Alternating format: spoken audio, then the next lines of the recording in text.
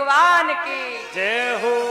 उन्हीं ऋषभदेव भगवान के 100 पुत्र हुए, जिनमें से एक को राज्य का भोग भोगने के लिए दे दिया। अब ऋषभदेव तो वहां से आगे चले गए, लेकिन उनके वंश में ही भरत जी हुए।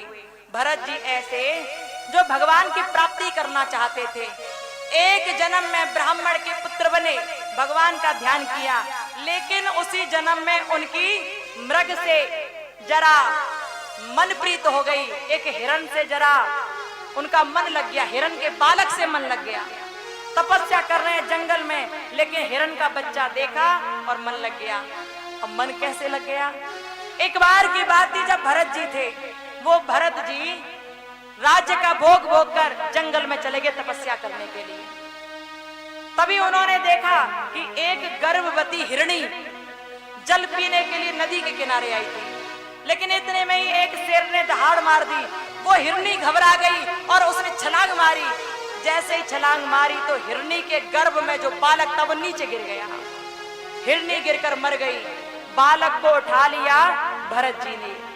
अब उस बालक का पालन पोषण अपने बालक की तरह करने लगे। इतना प्रेम हो गया उस हिरण के बच्चे से भरत जी को कि उसके बिना कुछ नहीं करते। वो जहां वो जाता उसके पीछे जाते हैं, उसे खिलाते हैं, गोद में बिठाते हैं। आए थे तपस्या करने के लिए, लेकिन डूब गए हिरण के प्रेम में। आए थे हरि भजन को, और फिर आगे क्या बोलते हैं? आए थे हरि भजन को नौचन लगे। क्या करने आए थे? हरि भजन करने के लिए। भरत जी क्या करने आए थे? तपस्या करने के लिए। लेकिन तपस्या क्या हुई?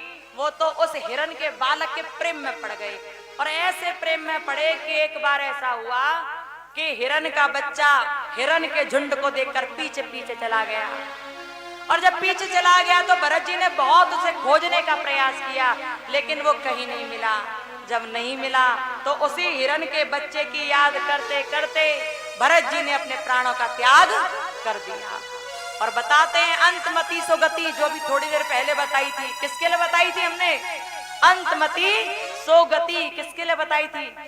पुरंजन के लिए।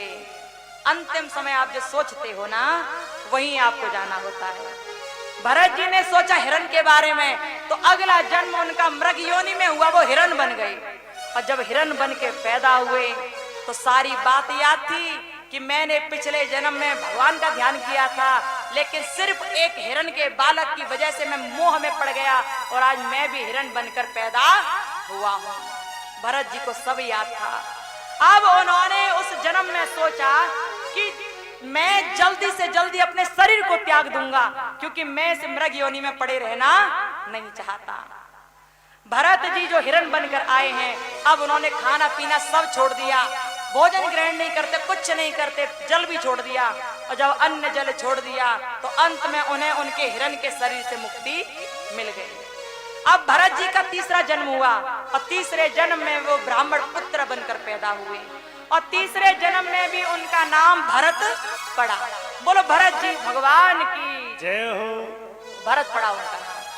अब भरत जी को अपने पहले जन्म की बात याद है कि मैंने बहुत ध्यान किया था भगवान का, लेकिन हिरण के बच्चे की वजह से मैं अगले जन्म में मृग बना, हिरण बना। पर इस जन्म में मैं किसी से मोह नहीं रखूंगा, किसी से प्रेम नहीं करूंगा, केवल भगवान से प्रेम करूंगा।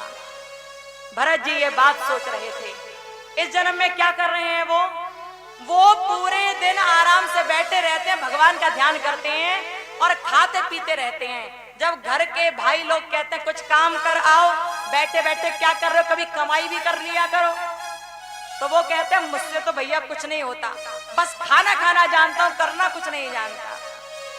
जब माँ बाप थे तब तो खूब खिला पिला दिया उन्हें, लेकिन माँ बाप नहीं रहे तो भाइयों ने कहना शुरू कर दिया। भाभी कहा करती थी ये भरत बैठा रहता है घर में, कुछ काम नहीं करता है, हट्टा खट्टा हो रहा है, क्यों बैठा रहता है, ये भेजो इसे यहाँ से काम करने के लिए। लेकिन भरत जी कहीं काम करने जाते नहीं है, भरत जी नहीं जाते कहीं काम करने।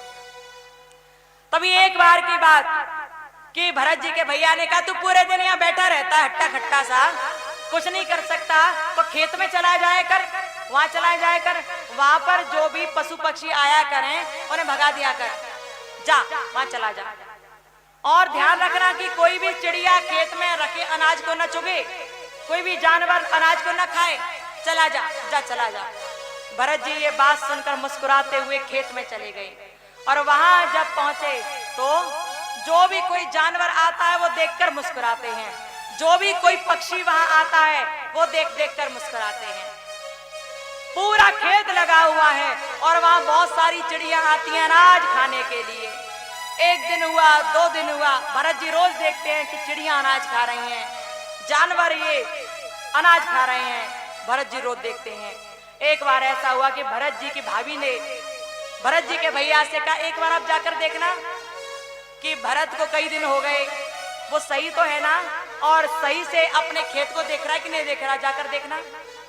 इस बात को सुनकर भरत का भाई आया भरत जी के पास खेत में और जैसे आए तो क्या देखा कि भरत जी आराम से बैठे हुए थे, मेड़ पर आराम से बैठे हैं और तभी खेत में बहुत सारी चिड़िया चुग रही हैं, जानवर चुग रहे हैं, बहुत चुग रहे हैं। और जैसे ही देखा तो भरत जी के भैया भरत जी पर चिल्लाकर बोले, अरे भरत, बड़ा पागल है तू तो, किस लिए भेजा था हमने तुझे?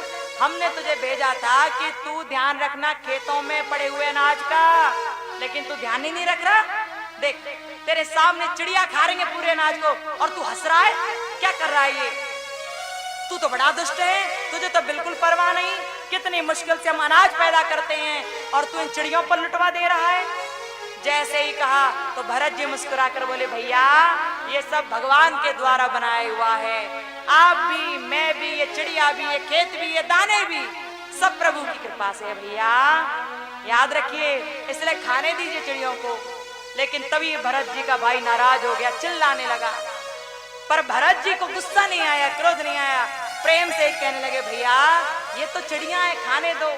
प्रेम से गाना गाने लगे भरत जी, राम जी की चिड़िया राम जी को खेत, राम जी की चिड़िया राम जी को खेत, और चिड़ैया भर भर पेट। राम जी की चिड़िया राम जी को खेत, और चिड़िया भर भर पेट। राम जी की चिड़िया राम जी को खेत, राम जी की चिड़िया राम जी को खेत, और चिड़ैया भर भर पेट। राम जी की चिड़िया राम जी को खेत, और चिड़िया भर भर पेट। और चिड़ैया भर भर पेट। और चिड़िया भर भर पेट।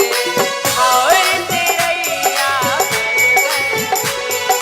और चिड़िया भर भर पेट। बोलो रामचंद्र भगवान की जय हो। भरत जी ने कहा, रे भैया ये सब राम जी का ही है, तो आपको क्यों टेंशन? राम जी ने दिया, राम जी ले रहे हैं, राम जी की चिड़िया राम जी के, हम राम जी के, अब तो आपको क्यों टेंशन? भरत जी के भैया ने कहा, बड़ा होशियार है तू तो, बड़े राम जी का गुणगान गा रहा, चल निकल निकल यहाँ से। भरत जी के भैया ने भरत जी को धक्का देकर बाहर निकाल दिया, खेत से भी बाहर कर दिया। अब वो भरत जी यहाँ से वहां भटकते हैं, खाने के लिए कुछ नहीं है, लेकिन बस भगवान का ध्यान करते हैं, निकलते चले जाते हैं। और जब आगे बढ़ते हुए चले जा रहे थे तभी हुआ क्या, एक जंगल में बैठ गए।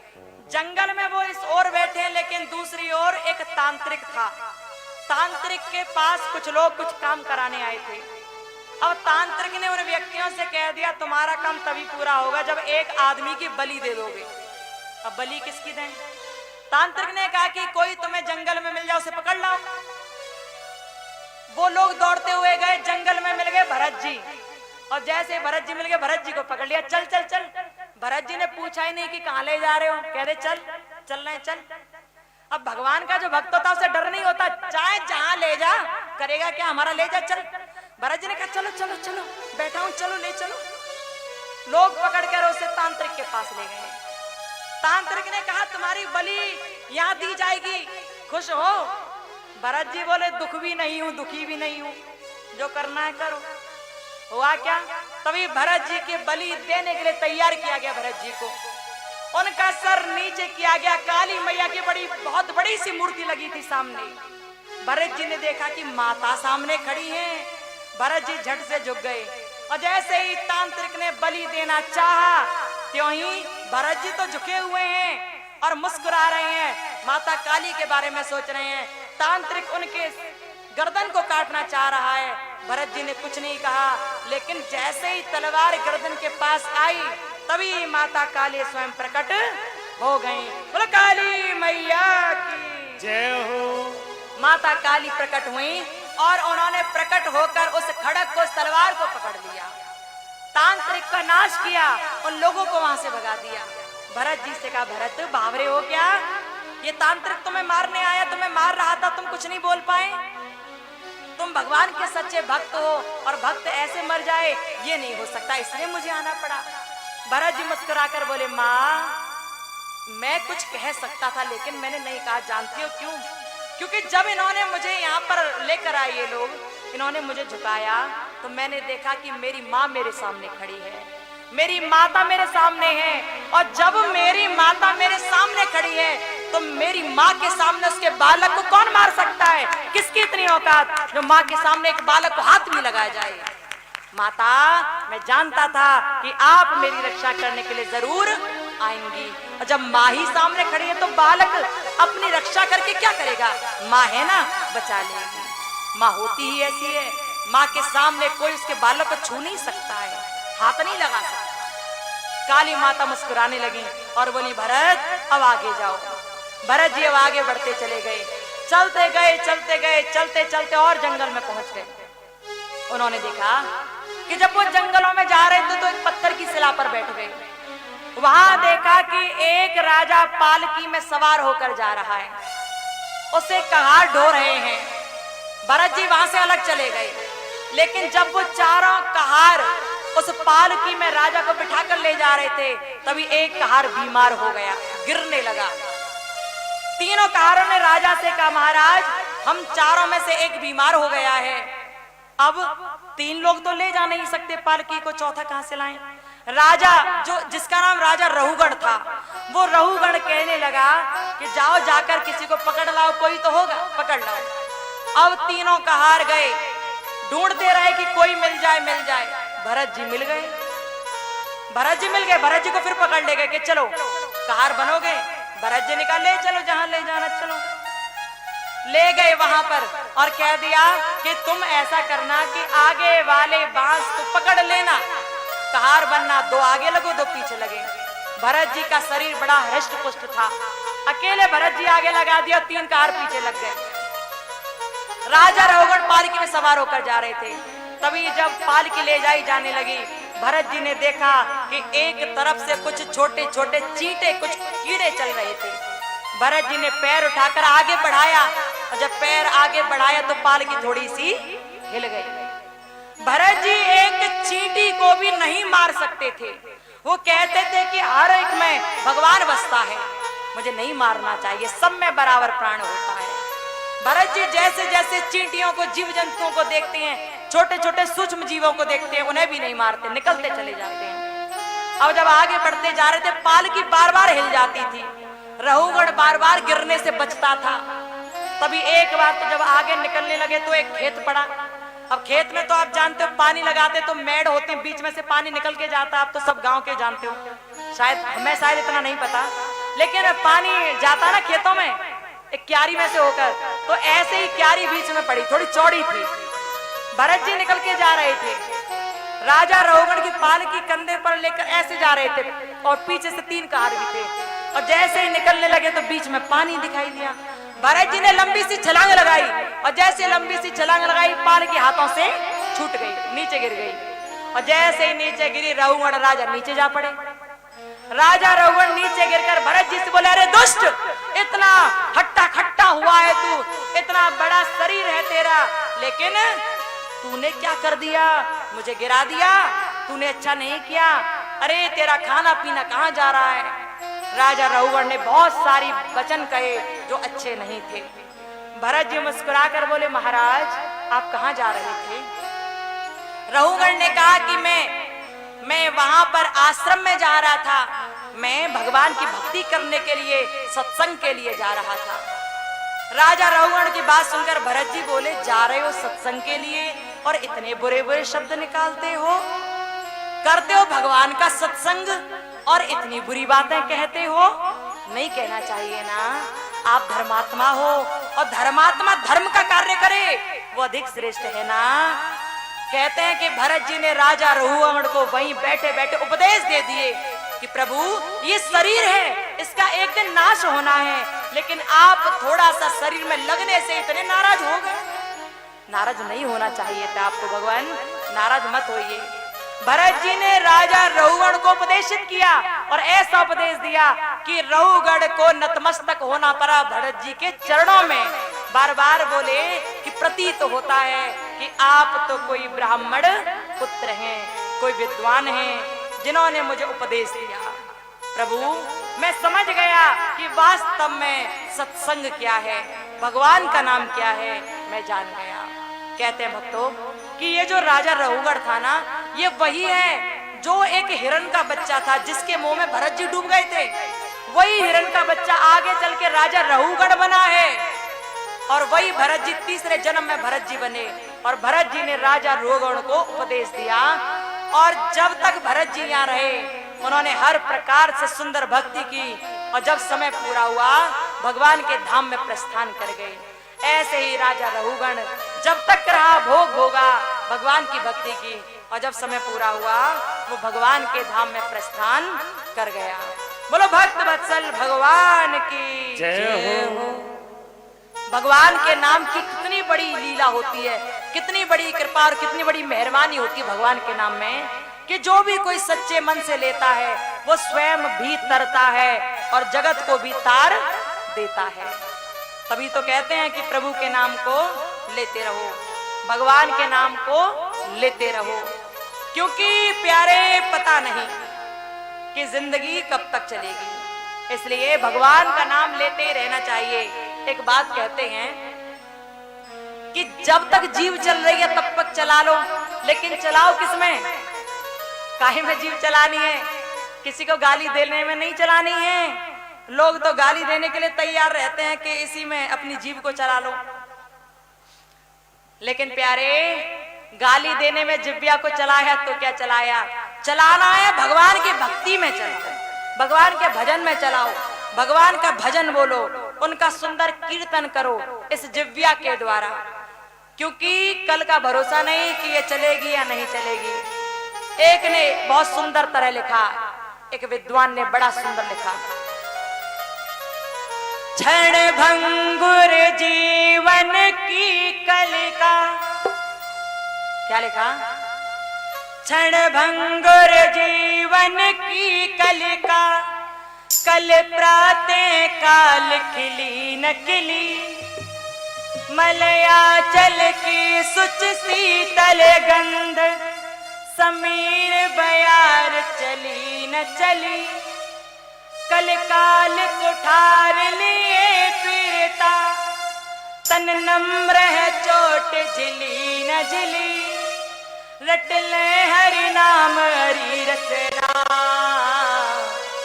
फिर अंत समय पहली न हिली, फिर अंत समय पे हिली न हिली। क्या कहा? क्षण भंगुर जीवन की कलिका, कल प्रातः काल खिली न खिली, कल प्रातः काल खिली न खिली, मलयाचस की सुच शीतल गंध, समीर बयार चली न चली, समीर बयार चली न चली, कल काल कुठार लिए फिरता, तन नम्र है चोट झिली न झिली, तन नम्र है चोट झिली न झिली, रट ले हरि नाम हरि रसना, फिर अंत समय पहली न हिली, फिर अंत समय पहली न हिली, फिर अंत समय पहली न हिली। तभी तो कहते हैं ये जीव चलेगा तब तक बज लो। ये जीवन कैसा? क्षण भंगुर जीवन की कलिका। अरे क्षण भंगुर है ये तो, आज है अगली क्षण में नहीं रहेगा। क्षण भंगुर जीवन की कलिका, कल प्रातः काल खिलने न खिली। क्या पता प्यारे अगले दिन का सूर्य हम लोग देख पाएंगे या नहीं देख पाएंगे। बहुत से लोग सोते ही रह जाते हैं, घर वाले कहते हैं रात में अच्छे खासे सोए थे और सुबह जगे नहीं। उस व्यक्ति को क्या पता था कि वो सोता रह जाएगा। तभी तो अंतिम क्षण जानकर भगवान का ध्यान करना चाहिए। क्षण भंगुर जीवन की कलिका कल प्रातः काल खिली न खिली मलयाचल की सुच शीतल गंध समीर बयार चली न चली कली काल कुठार लिए फिरता। प्यारे जैसे जैसे दिन बीत रहे हैं काल हमारे सिर पर नाच रहा है। पता नहीं कब वो कुठारा घात कर दे और कब प्राणों का अंत हो जाए हमारा, नहीं जानते हम। इसलिए रट ले हरि नाम अरि रसना। रसना बोले तो जीव, रसना बोले तो जीव। और जीव कैसी? ये जीव भी बड़े विचित्र खेल दिखाती है प्यारे। रहीमन जिव्याहु भली कह गई स्वर्ग पाताल। रहीमन जिव्याहु भली कह गई स्वर्ग पाताल। आप तो कह भीतर गई और जूती खाए कपार।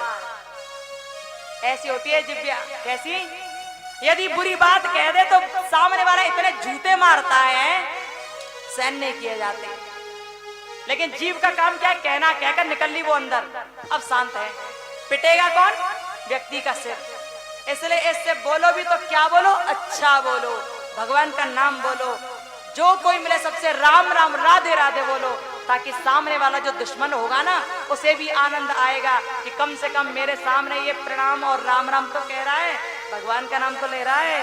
बोलो राधे राधे राधे। इसलिए प्यारे अपने जीवन को क्षणों को अंतिम जानकर हम सबको प्रभु का भजन करते रहना चाहिए।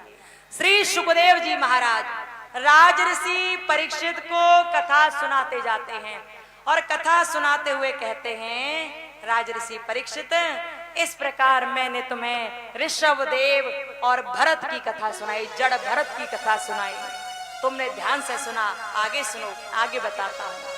भक्तों, आगे की कथा में एक अजामिल नाम का एक व्यक्ति था, उसकी कथा आती है। बड़ा पापी था वो, लेकिन भगवान का ध्यान तो नहीं करता था, पर उसके 6 बेटों में से एक बेटे का नाम नारायण था।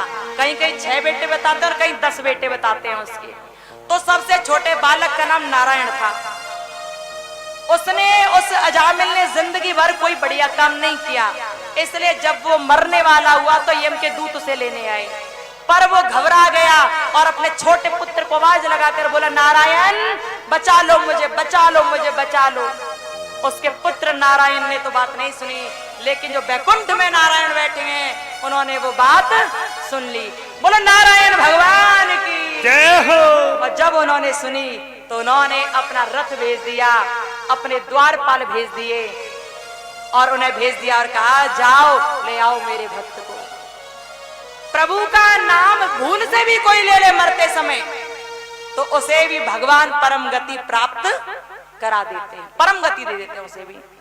लेकिन अंतिम समय पे लेना जरूरी है। आज के जमाने में तो अंतिम समय पे लोग भगवान का नाम तो लेते नहीं, दुनिया भर के नाम को लेते रहते हैं। किसी को अपने भैंस बोई की चिंता है, किसी को अपने बच्चों की चिंता है, सबको अपनी अपनी अलग अलग चिंताएं हैं, लेकिन किसी को भगवान के नाम को लेने की चिंता नहीं है। बोलो राधे राधे।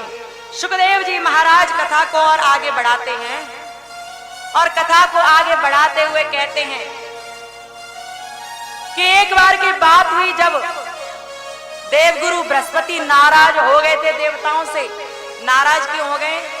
कि एक बार ऐसा हुआ जब इंद्र सिंहासन पर बैठा था, समाज जुड़ी हुई थी पूरी। इंद्र को देवताओं का राजा नियुक्त किया गया। तभी देवगुरु बृहस्पति आए वहां पर, सब खड़े हो गए, लेकिन इंद्र मद का मतवाला अहंकार में बैठा रहा, खड़ा नहीं हुआ। उसने गुरु का अपमान कर दिया। इसी वजह से देवगुरु बृहस्पति नाराज हो गए, इंद्र को छोड़ दिया, जा जो करना कर, मैं नहीं रहूंगा यहाँ। इंद्र को छोड़ दिया। देवगुरु बृहस्पति जैसे ही नाराज हुए तो राक्षसों को पता चल गया कि देवताओं के गुरु तो नाराज हैं उनसे, अब ऐसा करो कि आक्रमण कर दो देवताओं के ऊपर। एक गुरु होते हैं ना, एक ढाल का काम करते हैं शिष्य के सामने वो, लेकिन इंद्र ने गुरु को नाराज कर दिया। देवगुरु बृहस्पति नाराज हुए, इतने में ही राक्षसों ने आक्रमण कर दिया। अब इंद्र को छुपने के लिए जगह नहीं मिली कहीं। बृहस्पति गुरु को मनाने के लिए कई बार गए, लेकिन बृहस्पति गुरु मानते नहीं हैं, नाराज हैं वो। और जब नहीं माने तो इंद्र बहुत दुखी हो गया, गुफाओं में छुपता है। तभी किसी ने बताया कि आप जाओ, देवगुरु बृहस्पति तो नहीं मानने, लेकिन ऐसा करो कि त्वष्टा ऋषि के एक पुत्र है जिनका नाम विश्वरूप है, उन्हें अपना गुरु बना लो, उनसे पुरोहिताई का काम कराओ, उनको पुरोहित बना लो। उनको पुरोहित बना लोगे तो वो तुम्हारे लिए काम करेंगे, तुम्हारे लिए यज्ञ करेंगे, और जब वो तुम्हारे लिए यज्ञ करेंगे तो तुम्हें बल प्राप्त होगा, तुम बलवान हो जाओगे, और बलवान हो जाओगे तो राक्षसों से युद्ध कर पाओगे। आप देखते हो ना यज्ञ क्यों करते हैं? आपको पता है यज्ञ क्यों किए जाते हैं? हवन में लकड़ियों को क्यों जलाते हैं? हविष्यान्न क्यों डाला जाता, पता है आपको क्यों करते हैं यज्ञ? यज्ञ इसलिए करते हैं जिससे कि भगवान प्रसन्न हो जाए। हम लोग यज्ञ में जो भी प्रसादी डालते हैं ना, जो भी चीज डालते हैं यज्ञ में और स्वाहा बोलते हैं, वो सारा प्रसाद देवताओं के लिए जाता है। जो भी हविष्यान्न होता है ना, हवन में जो डाला जाता है, वो सब देवताओं के पास जाता है, उसे देवता लोग ग्रहण करते हैं और उसी से वो बलवान होते हैं, उसी से वो बलवान होते हैं। जब यज्ञ करना बंद हो जाते हैं तो देवताओं का बल क्षीण हो जाता है, क्षीण होता जाता है। लेकिन यहाँ क्या हुआ? यहाँ हुआ ऐसा कि बताया गया कि विश्वरूप हैं जो त्वष्टा ऋषि के पुत्र हैं, उन्हें पुरोहित बनाओ, यज्ञ करवाओ। वो यज्ञ करेंगे तो आहुति देंगे जिससे तुम्हारा बल बढ़ेगा। तभी सब इकट्ठे होकर त्वष्टा के पुत्र विश्वरूप के पास गए, और जैसे ही पास में गए तो विश्वरूप के पास जाकर देखा कि विश्वरूप के 3 मुंह थे, 3 मुख थे। एक मुंह से वो सुरापान करते थे, दूसरे मुख से वो सोमरस पीते थे, और तीसरे से अन्न खाते थे। उन्हें अपना पुरोहित नियुक्त कर दिया इंद्र और देवताओं ने। जब पुरोहित बना दिया तो वो यज्ञ करने लगे। अब वो देवताओं के नाम की आहुति देते हैं यज्ञ में, और देवताओं के साथ दैत्यों के नाम की भी देते हैं, क्योंकि उनकी माता एक राक्षसी थी, एक दैत्य थी, इसलिए उसके नाम की आहुति वो देते थे चुपचाप। ये बात इंद्र को पता चली, तभी देवराज इंद्र ने बिना कुछ सोचे समझे उस ब्राह्मण पुत्र की हत्या कर दी, उसके 3 सिरों को काट दिया। एक सिर जो था जिससे सुरापान करते थे, उससे गौरैया का निर्माण हो गया। दूसरा सिर जिससे वो अन्न खाते थे, उससे तीतर बन गई, और तीसरा सिर जिससे वो सोमरस पिया करते थे, उससे पपीहा बन गया। 3 सिर काट दिए गए, और जैसे ही ब्रह्म हत्या हो गई, अब ये हत्या का पाप कौन सहे?